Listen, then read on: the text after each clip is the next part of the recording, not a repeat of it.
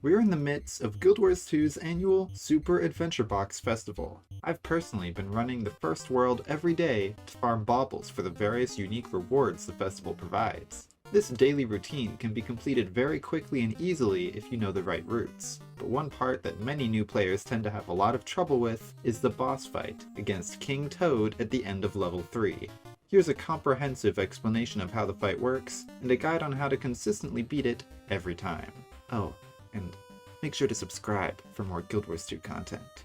The arena for the fight consists of 3 large lily pads right in front of the boss, with many small lily pads and a few rocks scattered across the back half.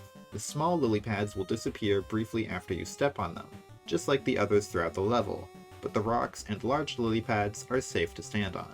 Upon entering the room, King Toad will immediately perform this animation where he looks back and forth before opening his mouth. While he's in this animation, you can hit the medallion around his neck to cause a jewel shard bundle to fall onto the ground on the central lily pad. If you pick up the shard and throw it into the king's mouth in time, he will become stunned, allowing you to attack him.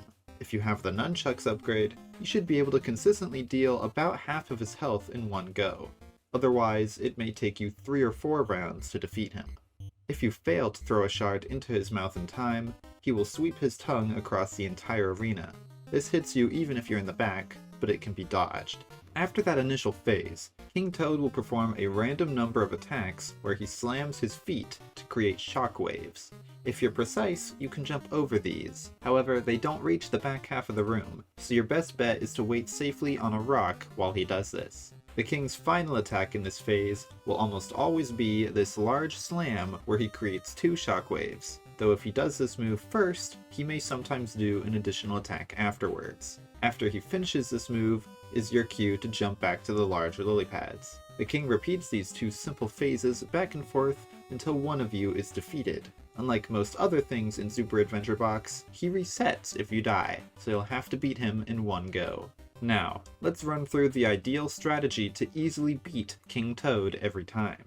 As he spawns in, jump down and immediately to the central large lily pad to hit his medallion and pick up the shard. If you're fast enough and run straight to him, you can pick up the shard before he opens his mouth, in which case you can throw it to immediately get the first burn phase. Start hitting him immediately before his mouth closes so that another shard will spawn.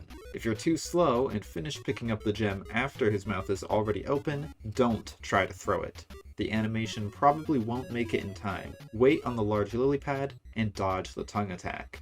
In either case, you should now have a jewel shard as the first phase ends. Take it to one of the rocks in the back of the room and wait out his shockwave attacks, waiting for the double slam.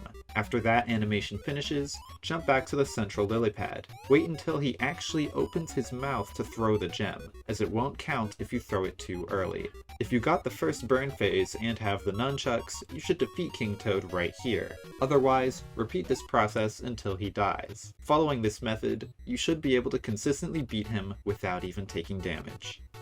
This video is a tad different from my other guides, but I hope you all enjoyed. If you want to see more like it, leave a comment down below. Make sure to like and subscribe if you want to support the channel. Until next time.